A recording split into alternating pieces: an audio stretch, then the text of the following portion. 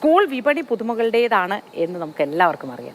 Bag മുതൽ കുട വരെ എല്ലാത്തിലും ഓരോ വർഷവും വ്യത്യസ്തത കൊണ്ടുവരാൻ ഈ നിർമ്മാണ കമ്പനികളൊക്കെ തമ്മിൽ മത്സരമാണ്.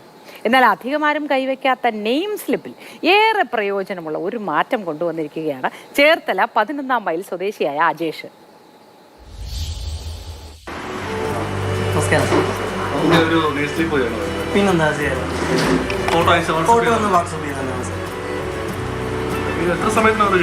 നമുക്ക് QR ജനറേറ്റ് ചെയ്യാൻ വേണ്ടി ഒരു 1.5 മണിക്കൂറോളം ആവുന്നുണ്ട്. QR മാത്രം അതൊന്ന് പറഞ്ഞാൽ മതി. നമുക്കൊരു ഷീറ്റിൽ 35 എണ്ണം ഉണ്ടാവും. ഒരു മിനിമം ഒരു 4 ഫോട്ടോ എങ്കിലും നല്ല നോക്കി അയക്കുകയാണെങ്കിൽ ഓക്കെ.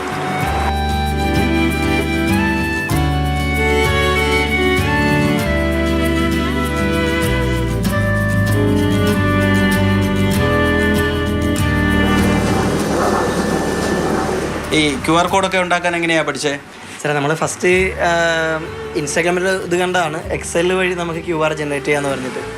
അപ്പോഴത്തേക്കും അതുവഴിയാണ് നമ്മൾ ഫസ്റ്റ് QR ജനറേറ്റ് ചെയ്യുന്നത്. അതായത് നമ്മൾ ഡാറ്റ അടിച്ചു കൊടുത്തിട്ട് അവർ കുട്ടികളുടെ പേര് അല്ലെങ്കിൽ ഇപ്പോൾ നമ്മൾ എന്തെങ്കിലും ഡീറ്റെയിൽസ് അടിച്ചു കൊടുക്കുകയാണെങ്കിൽ അതുവഴി നമുക്ക് QR ജനറേറ്റ് ചെയ്യാൻ പറ്റും. അങ്ങനെയാണ് ഫസ്റ്റ് നമ്മുടെ തുടക്കം വരുന്നത്.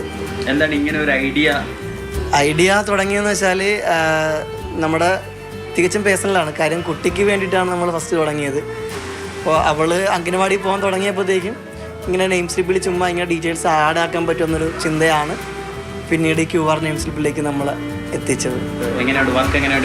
വർക്ക് എല്ലാവരും ഒരുപാട് വർക്ക് തരുന്നുണ്ട്. ലക്ഷദ്വീപിൽ നിന്ന് വരെ ഇപ്പോൾ നമുക്ക് 5-8 വർക്ക് വന്നിട്ടുണ്ട്. കേരളത്തിന് പുറത്തുനിന്നും വർക്ക് ബാംഗ്ലൂരിൽ നിന്നൊക്കെ ആൾക്കാരൊക്കെ വിളിച്ച് ഓർഡർ തരുന്നുണ്ട്.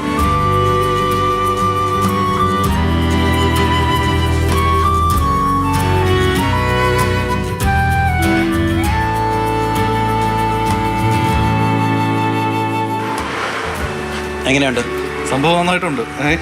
ഇപ്പോൾ നമുക്ക് പാരൻസിനൊക്കെ പറയുന്ന കാര്യങ്ങളൊക്കെ QR കോഡിൽ ഉൾപ്പെടുത്തിക്കൊണ്ടാണ് ചെയ്തിരിക്കുന്നത്.